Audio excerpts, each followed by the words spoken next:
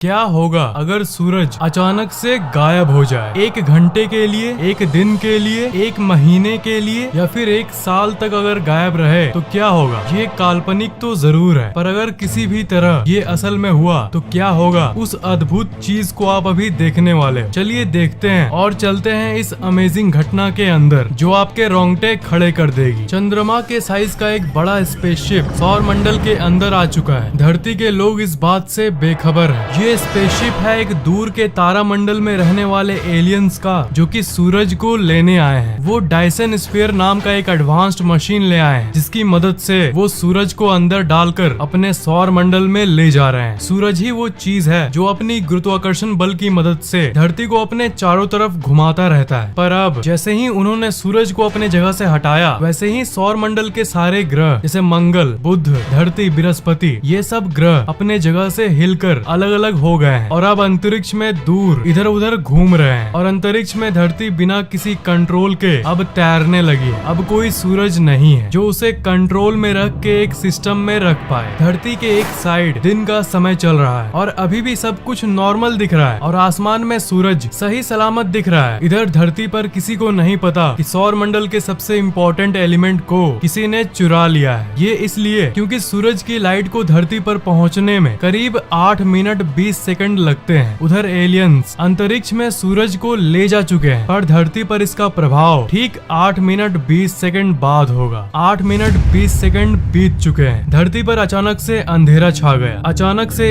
1 second के अंदर रात हो गई और आसमान के सारे तारे अब साफ साफ दिखने लगे हैं, क्योंकि सूरज का कोई लाइट नहीं बचा जो तारों को ढक पाए। चांद और बाकी ग्रहें भी दिखाई देना बंद हो चुकी है, क्योंकि जैसा कि आपको पता होगा चांद का अपना कोई लाइट नहीं है। सूरज का लाइट जब उस पर पड़ता है तभी हमें वो दिखता है, पर क्योंकि अब सूरज गायब हो चुका है इसलिए चांद भी नहीं दिख रहा। इस घटना का असर सबसे भयानक तरीके से पेड़ पौधों पर पड़ा है। सूरज की लाइट की हेल्प से पेड़ पौधे जिंदा रहते थे। एक प्रोसेस चलता था जिसे फोटोसिंथेसिस कहते हैं, पर जैसे ही सूरज गायब हुआ अब लाइट नहीं है, इसलिए पेड़ पौधे ऑक्सीजन नहीं प्रोड्यूस कर पा रहे हैं। अब 1 घंटे बीत चुके हैं। आधी दुनिया को समझ नहीं आ रहा कि आखिर ये हुआ क्या। जहाँ रात था वहाँ भी खबर पहुँच चुकी है कि धरती के दिन वाले साइड में भी रात हो चुकी है। पूरी दुनिया इस घटना से हैरान है। टेम्परेचर धीरे धीरे गिरने लगा है। धरती धीरे धीरे ठंडी होनी शुरू हो गई है, पर धरती के अंदर का जो कोर है उसके चलते धरती अभी भी अच्छी खासी गर्म है और ज्यादा फर्क नहीं पड़ा है। अब 24 घंटे बीत चुके हैं। सब कोई सूर्योदय की उम्मीद कर रहा है, पर सुबह के 8 बज गए पर अभी तक कोई सूरज नहीं निकला। गवर्नमेंट भी कुछ नहीं कर पा रही, क्योंकि ये घटना इंसानों के हाथ में नहीं है। अब तापमान 8 डिग्री सेल्सियस तक नीचे गिर गया है। कुछ पेड़ पौधे और जानवर अचानक से बदलते इस मौसम के चलते कमजोर होना शुरू हो गए। सारा सिस्टम नष्ट हो चुका है, पर समुद्र के अंदर के जो जीव हैं उन्हें कुछ चेंजेस नहीं दिख रहे हैं। उनके लिए उनकी दुनिया अभी भी वही है। अभी भी जगह जगह पर थोड़ी गर्मी बची हुई है, क्योंकि धरती के वायुमंडल की एक खासियत ये है कि वो सूरज से मिली गर्मी को कुछ दिनों के लिए अपने अंदर रख सकता है, जिसके चलते ऐसी नौबत नहीं आए कि हर जगह बर्फी बर्फ हो जाए। पर ये स्टोर्ड गर्मी सूरज के बिना सिर्फ 3 या 4 दिन तक ही रह सकती है। पर अब 7 दिन बाद 7 दिन बीत चुके हैं। अभी भी धरती पर अंधेरा छाया हुआ है और तापमान माइनस में पहुंच गया है, -20 डिग्री सेल्सियस। जिसका डर था वही हुआ। 0 डिग्री में पानी बर्फ बन जाता है, पर अब पूरी दुनिया की टेम्परेचर -20 डिग्री सेल्सियस है। इसलिए अब पानी लिक्विड यानी तरल रूप में मौजूद नहीं है। टीवी और इंटरनेट अचानक से बंद हो गई है, क्योंकि सैटेलाइट्स जिसे सूरज की रोशनी से पावर मिलती थी सोलर पैनल के जरिए, उनकी पावर ऑफ हो गई है। किसी भी तरह से हाई पावर बैटरीज की मदद से वो 7 दिनों तक तो चल गई, पर वैज्ञानिकों ने कभी ये नहीं सोचा था कि सूरज नहीं रहेगा, ऐसा भी दिन आएगा। इसलिए उन्होंने कोई बैकअप प्लान नहीं बनाया था। दुनिया के जितने भी समुद्र और नदियां हैं सारी की सारी अब तक जम चुकी है, -20 डिग्री सेल्सियस टेम्परेचर के चलते। पूरी दुनिया की बिजली अब चली गई है, क्योंकि जिस डैम के पानी से बिजली बनती है वो अब जम चुके हैं। इसलिए मोबाइल फोन टावर्स भी ऑफ हो चुके हैं और लैंडलाइन फोन्स भी बंद हो गई, क्योंकि इस दुनिया को ऑन रखने वाली बिजली अब गुल हो चुकी है। सिर्फ कुछ ही जगह पर बिजली बची है जहाँ पर दूसरे माध्यमों से बिजली बनाया जाता है, पर धरती का पूरा सिस्टम इधर से उधर होने के चलते वो भी कुछ ही दिनों में बंद होने वाले हैं। लोग अपने रिलेटिव से फोन पर बात नहीं कर पा रहे। इंटरनेट और फोन से जुड़ी वही दुनिया अब पूरी तरह से डिसकनेक्टेड हो चुकी है। ज्यादातर पेड़ पौधे अब तक मर चुके हैं क्योंकि बिना सूरज और बिना फोटोसिंथेसिस के वो इतने दिनों तक जिंदा नहीं रह सकते। और पेड़ पौधों को खाने वाले जानवर भी अब धीरे धीरे मर रहे हैं क्योंकि पेड़ पौधे अब अपने आप को जिंदा नहीं रख पा रहे हैं और सूख रहे हैं, जिसके चलते पूरी धरती पर इसकी कमी हो गई और उतने पेड़ अब तक नहीं बचे जिससे सारे जानवरों को खाना मिल पाए। जो पैसे वाले लोग हैं उन्होंने इन 7 दिनों में अपने लिए बेसमेंट बनवा लिया है ताकि वो इस कपकपाती ठंड से बच पाए और एक सुरक्षित जगह पर कम से कम जिंदा रह सके। गवर्नमेंट गरीब लोगों के लिए अंडरग्राउंड बेसमेंट बना रखी है ताकि वो उसमें जाके रह पाए और इस ठंड से बच पाए। सारे लोग एक समूह में जी रहे हैं। हर समय अब रात ही रात है। टाइम अब सेंस नहीं बनाता कि कब दिन है और कब रात है। पहले दिन और रात हुआ करता था पर अब सिर्फ रात ही रात है। आसमान की तारों का एक अलग ही मैप दिख रहा है क्योंकि धरती अंतरिक्ष में अकेले तैरते तैरते किसी अनजान जगह पर आ चुकी है।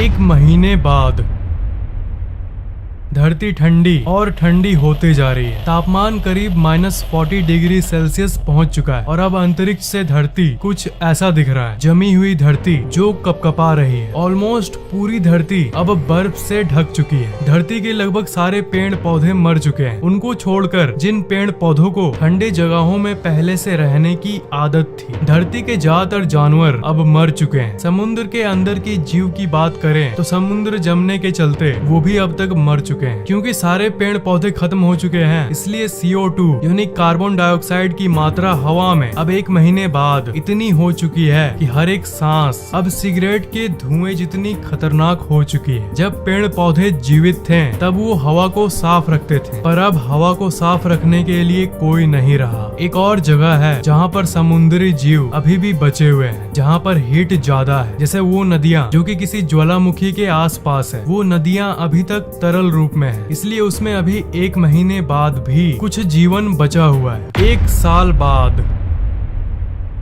जो जीवन बचा हुआ था वो अब तक खत्म हो चुका है क्योंकि सारे वोल्केनो इस अनइमेजिनेबल ठंड के चलते निष्क्रिय हो गए हैं, जिसके चलते जो समुद्र जमे नहीं थे वो भी अब जम चुके हैं सिवाय एकाध को छोड़कर। धरती पर ठंड इतनी बढ़ चुकी है कि अब कोई जानवर धरती पर मौजूद नहीं है। धरती की पूरी सतह पर जो बर्फ की लेयर थी वो अब हजारों गुना मोटी हो गई। शहरें अब कुछ ऐसी दिख रही है। सारे बिल्डिंग्स बर्फ में जमे हुए हैं और बड़ी बड़ी बर्फ की चट्टानें यहाँ वहाँ फॉर्म हो गई है। पर आश्चर्यजनक तरीके से एक जगह बची हुई है जहाँ जीवन अभी भी है। अब सिर्फ एक ही जगह है जहाँ जीवन अभी भी चल रही है, वो है समुद्र के सबसे गहरे पार्ट में। वही एक जगह है जहाँ पर धरती के कोर से उसे ताप मिल रही है, जिसके चलते अभी भी वहाँ पानी बचा है और जिंदगी मौजूद है। और इसके साथ साथ जितने लोग हो सके उतने लोग साउथ पोल, नॉर्थ पोल की तरफ चले गए क्योंकि वो धरती के उस पार्ट में मौजूद है जहाँ बहुत सारा जियोथर्मल एक्टिविटी है। मतलब धरती के कोर से उसे हीट मिलती है, जिसके चलते धरती के उस पार्ट पे हल्की सी गर्मी मौजूद है। 1000 साल बाद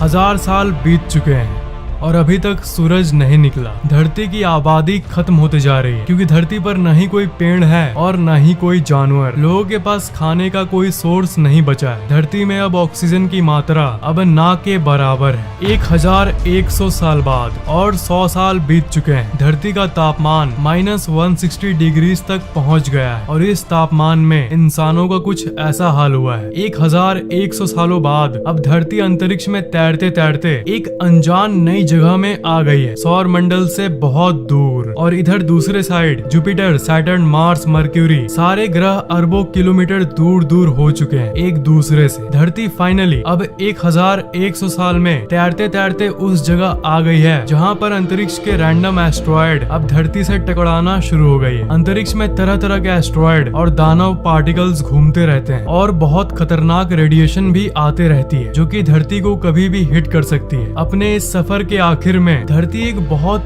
तेजी से आती हुई एस्ट्रॉयड से टकरा गई है और अब सब कुछ खत्म हो गया।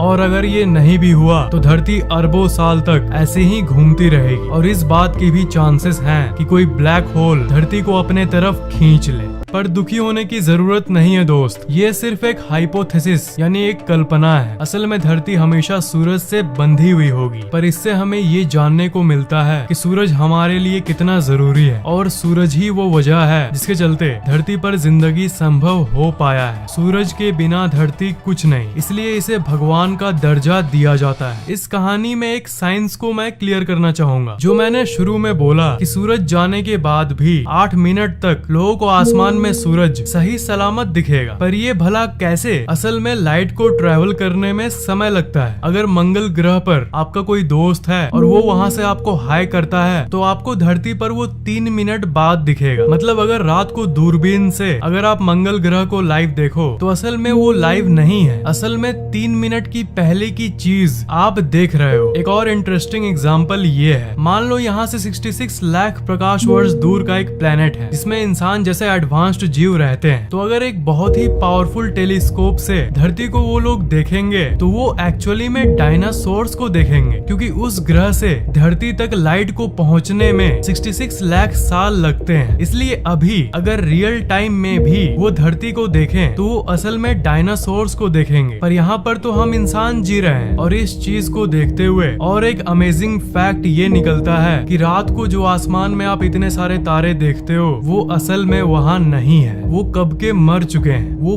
पास्ट है, वो अरबों खरबों प्रकाश वर्ष दूर के तारे हैं। इसलिए आज से 1 अरब साल पहले जो था तब का लाइट हमें अभी जाके पहुंचा है, क्योंकि लाइट को पहुंचने में इतना समय लगा है। इसका मतलब अरबों साल पुरानी चीज को हम अभी देख रहे हैं। अभी इस मोमेंट में एक्चुअल में इस समय में वहाँ क्या होगा ये कोई नहीं जानता। जो आप देख रहे हो सब पास्ट है। आसमान में शाम के वक्त जो आप लाल सूरज देखते हो वो असल में 8 मिनट पहले का दृश्य आप देख रहे हो। आप लाइव सूरज को देखते हुए भी लाइव सूरज को नहीं देख पाते। बड़ी अमेजिंग बातें हैं ये, इज़न्ट इट? ये वीडियो आपको कैसा लगा नीचे कमेंट जरूर करना, लाइक और शेयर जरूर कर देना। और अगर आपने अभी तक इस चैनल को सब्सक्राइब नहीं किया है तो सब्सक्राइब जरूर कर लेना, और अगर अभी तक घंटा नहीं दबाया है तो उसे भी दबा देना।